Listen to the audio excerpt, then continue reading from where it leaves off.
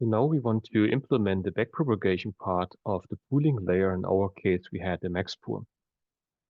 It's still the same idea. So we multiply the values, which are the outer derivatives coming from the layer which is below the current one, and multiply that with the inner derivatives. In our case, it's the information we have in the mask. And in order to understand why, let us remember how the max pool layer works. So we have an image, and then we have a window, and then we determine the pixel which is the maximum, which has the largest value in the window, and this will be pixel value for the output. And then we just move our window and do exactly the same thing. And as you can see here, it might be that one data point or one pixel is the maximum in more than one window, and also a window can have more than one maximum. In principle, up to 9 in this case, so xk times yk, which was the size of the kernel. So we have those windows, determine the maximum, and this value is the pixel value in the output. So we only take the maximum, but we do not change the maximum. It's a bit like the reload activation function which passes on only positive values, but doesn't change the positive values. And that's the reason why our derivative is actually only one. So if we go back and have the d-values, we just need to multiply the d-values with those pixel in the mask, which are 1, which was the maximum. So again, we multiply the d-values with the ones in the mask. So we have to know where the maximum was. And the output, the inputs then will be an image where only those pixels are active which have been a maximum. And those pixel values are the values we got from d-values. So we have to figure out how to go from d-values to the inputs using our mask. And that's a bit more tricky, and I want to explain this now. So we have actually all the information in the forward part. So therefore, let's go back to the forward part and let's do the following. So first of all, we need to reallocate a matrix we want to call store max, where we want to keep the location of the maximum in the window for every window. How many maxima can we have and how many windows do we have? Well, in the most extreme case, we have, so all the pixel values are the same, so they're all the maximum in the window. So how many entries do we have? xk times yk, because that was the size of the window. And then we have then we want to have the coordinates of the maximum. So it has an x and a y coordinate. So we need 2 entries. And how many windows or slices do we have? Well, this is x output times y output, because that's the output from the max pool layer. For every pixel, we have a value, and this value was the maximum in the previous slice in from the input. So that's pretty clear how large this matrix is. And of course, sometimes we have 1 pixel, which is the maximum in the window. Sometimes we have 2, sometimes we have 3. So we do not need to fill up the entire matrix here necessarily. So in principle, I could also add or use a list and append the list every time I have a maximum. But I don't want to do that because it just costs time. So we can just pre-allocate a matrix with the maximum size. But then we have to count how many how often there is a maximum or how many maxima we have in the window. And this is what we can do in another matrix. So I would just call this store n max, where we store the number of maximum for every window in every channel, of course, in every image. So that's what we should do in front of our nested loops. Then let's go to the nested loops. So we want to keep track of those maxima. So where do they belong to which window / slice do they belong to? And the easiest way to do this is just adding a counter. So then we know when a pixel, so which slice was a maximum. So we now want to store the coordinates and how often, but now we also know when. So therefore, let's go to the inner part in the nested loops in our forward part, and where we extract the slices and determine the maximum. So now we want to find out where the maximum is. And we can do this with np-where, which returns the indices where this statement is true. And as I said, it's not only one pair of coordinates. It can be many pixels that are a maximum in one particular slice. So it will return a tuple, and the size of the tuple depends on how many maxima we have. So the maximum would be xk times yk. So in order to store it, we have to iterate over these two tuples, and we have to write these coordinates in our store matrix. So for the x coordinate, that's the first entry. For the y coordinate, that's the second entry. And we also want to keep track of the corresponding slice/window. So we're storing all the maxima in one particular window. And of course, we want to know how many maxima we have there, because later we want to evaluate this. So that's what we have to do in the inner part. And then once we are done, we want to, of course, store matrix, store maximum and store n maximum using self, because we're going to need this information in the backward part. So let us therefore go to our user interface, and let's go to the maxpoo forward part. So I prepared this already.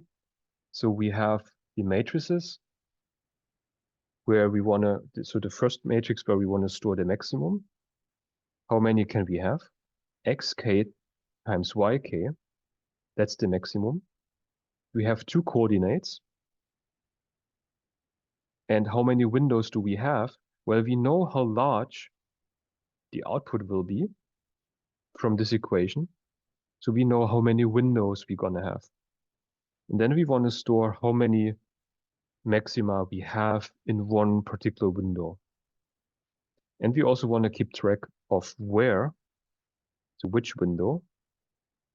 So that's why we add this counter here. So this is the part we know already. And now we want to determine the coordinates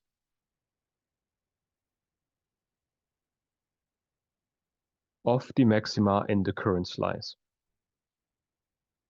And we use np-where for that. And that returns a tuple. And the size of the tuple could be 1, or it could be up to xk times yk. So now we just want to store those values.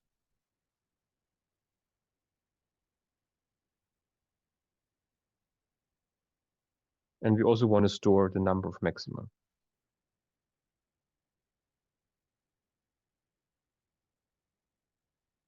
We want to keep the mask just for checking. And of course, now we want to save those entries here. So let me just compile this. So that's the forward part. We have to modify those things in the forward part. So again, I want to show the code again. So we added this part. We added this part. We added this part. And we also added this part. So let me now go back to our PowerPoints, and let me just show you how to implement the backward part. So now we have to figure out how we do that. So the only thing we need to know is actually where is the maximum, and then we set this pixel value to the d values.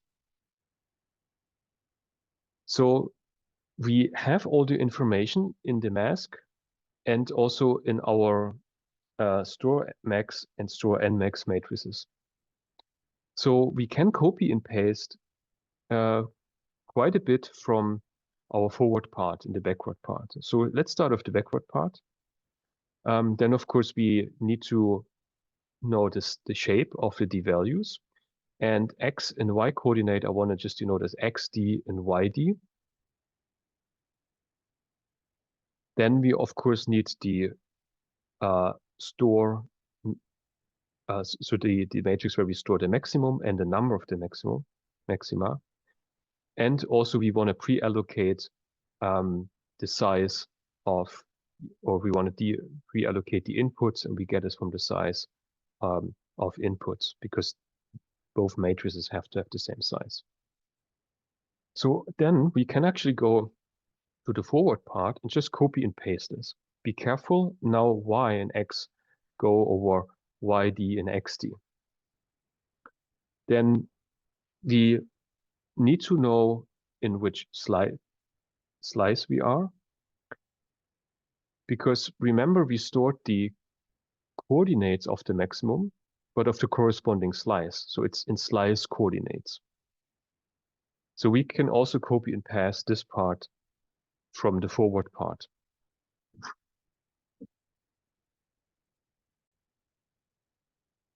So I want to go to the user interface and want to start with the implementing the backward part.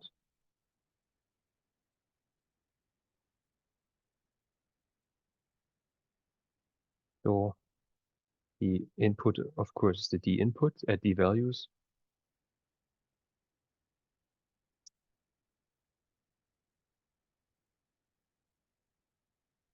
And we're gonna copy and paste a few lines from the forward part, as I showed in the PowerPoint. So let me therefore add a panel and another panel and just split it, that we just go to the forward part. So we just copy this part here. So we're determining the shape of the d values. And as I said, we want to call the x coordinate xd and the y coordinate yd. So that's clear where it's coming from. Then we want to load the store matrix. Again, I would just rename this variable from self. We don't need to do that. Just want to keep the code as short as possible, even though it's an additional step which is not really necessary. So we just do that here. As we don't have to do that, you can just call self directly if you like. And we also need a stride to remember the step size by creating the window.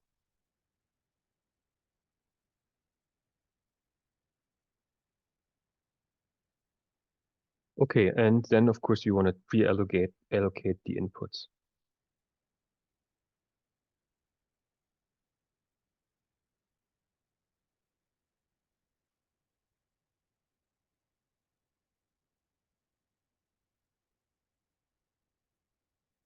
And of course the input matrix and the inputs have to have the same shape. Okay, so now let's copy and paste this part here. Sorry, let me just do it again. So we copy and paste this part here.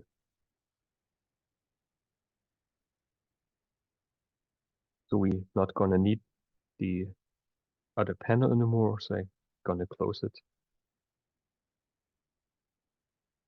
So of course we don't need this part. And we have our counter still, and now the coordinates go over yd and xd.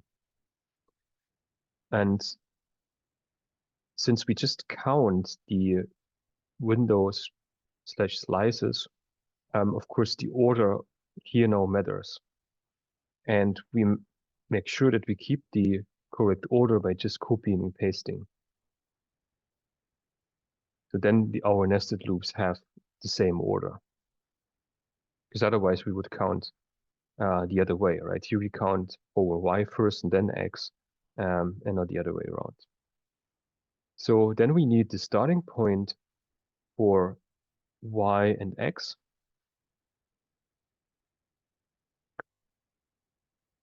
Because now we know where we are in the slice. And remember, the coordinates we determined for the maxima from the maxima is in slice coordinates. So we only need to extract now the coordinates again and add them to y start and x start, because these are the image coordinates. So let me therefore go back to our slides again. I want to illustrate this in more detail. So we have the inner part of the loop now. And now we first of all need to know how many maxima do we have in one window, because then we know for how many times we have to evaluate our tuple. So we just go to store max and get the x coordinate and the y coordinate. And then we go to the inputs, because then we have the x and y coordinates of the slice, but we also have the image coordinates from the stride. So we just take x and y start and add the corresponding slice coordinate, because that tells us where we are in the slice, and that tells us x start and y starts, where are we in the image. And these are our d values. And then it's done. So then we just have the self inputs. So let me just therefore go back to our screen and just implement these 2 lines, or 4 lines, 5 lines. All right, so we first of all have to determine the number of maxima and just make sure that's an integer. So we go to store, store n max for this particular count. For this particular image, this particular channel, this particular image. Then we know n max. So now we go for I, and I use a double I not to confuse it with the I index that goes over the images. I in range n max.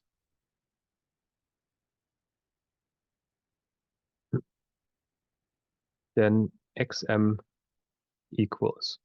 Again, we want to make sure that we have an integer because we use it for indexing. So we have store max.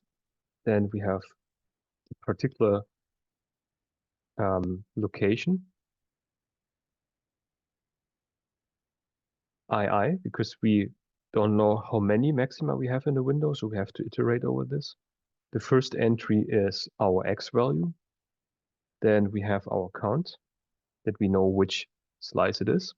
And of course, we have to know which image and which channel. And we do the same thing now for y. So the y coordinates are here in the second entry. And now we can put this in the inputs. So we have to go from image coordinates, which we have x start and y start, to the slice coordinates. So that tells us where it is in the slice. And now we do the same with y start plus ym. And then we have our channels, all the images. And this is our, and I want to make a line break here. This is our D value.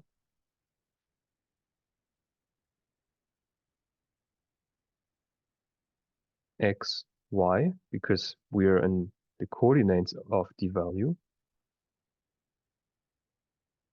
So it's X, Y, C, I. And then we are done.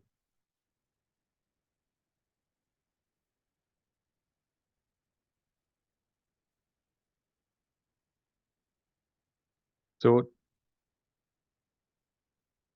that was quite something. And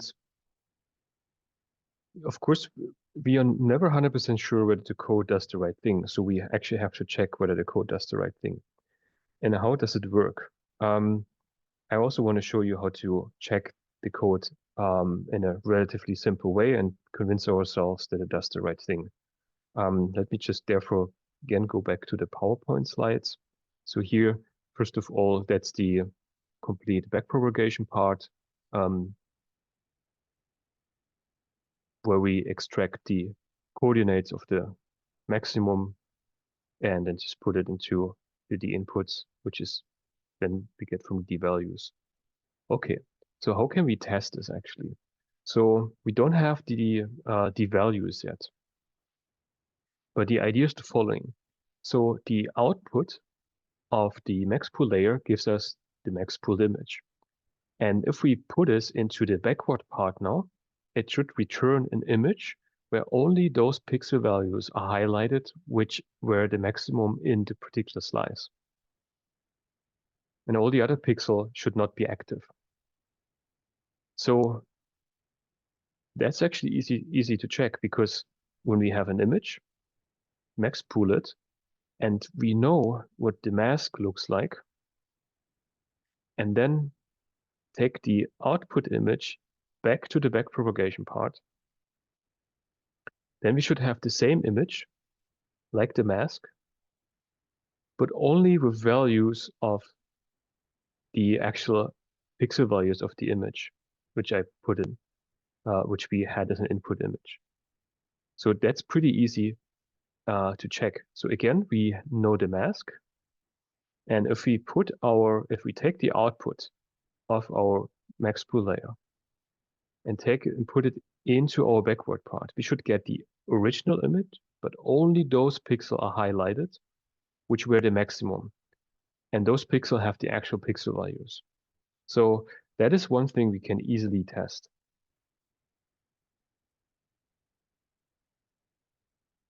So therefore, let's do that. So this is our network so far, the entire package. And of course, we want to import the new one, and then want to take a look at these plots. So we import the new image. Or let me just run it again. So let me just run the entire part again, and then we see what we get.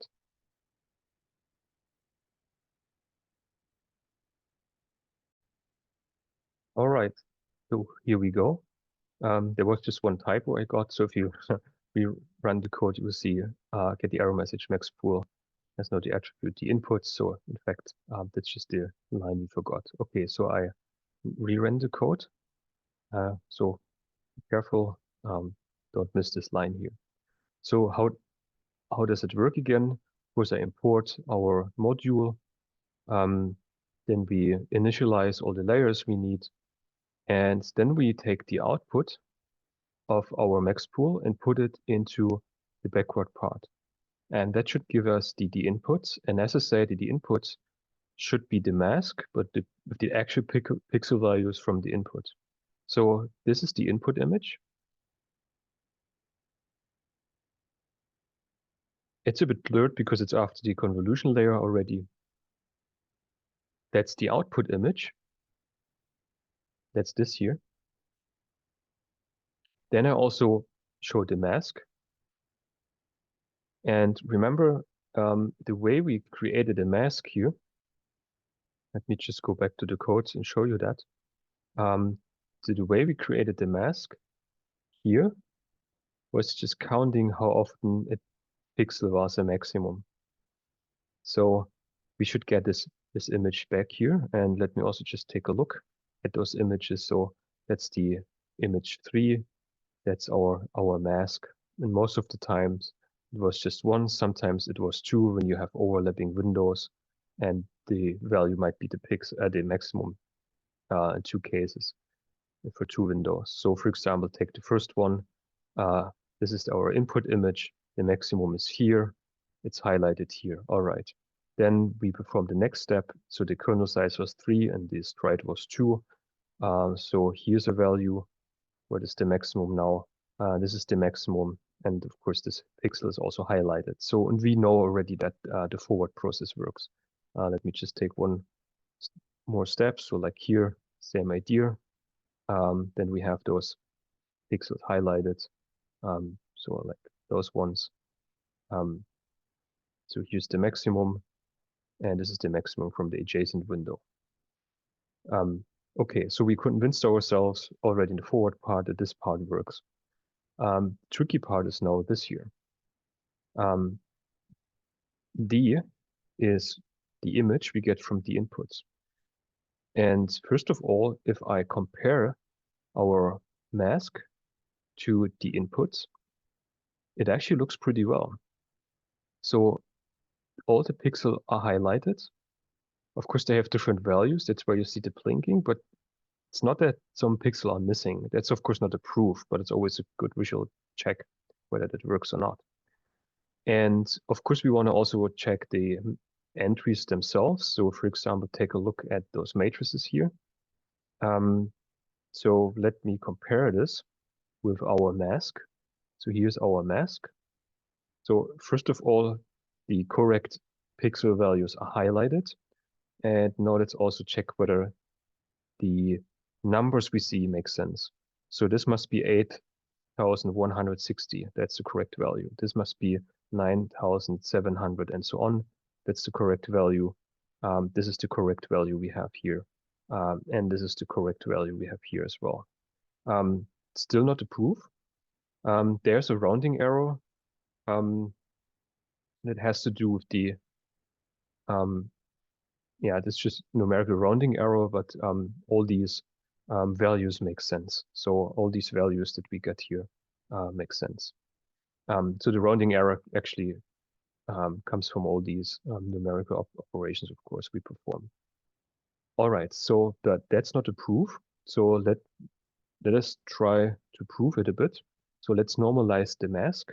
Let's call this MN for mask normalized, and this is just the image 3, E3 divided by I3 plus 1, and just a small number to avoid dividing by zeros. And then we just do the same thing with the inputs. So we normalize both. And then the difference should be 0 in all cases.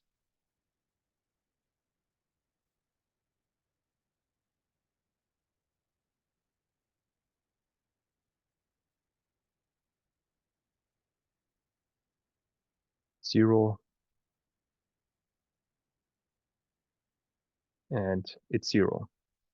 Of course, again, within the numerical inaccuracies. So our forward part works, and our backpropagation part now works as well. And we have our max pool layer.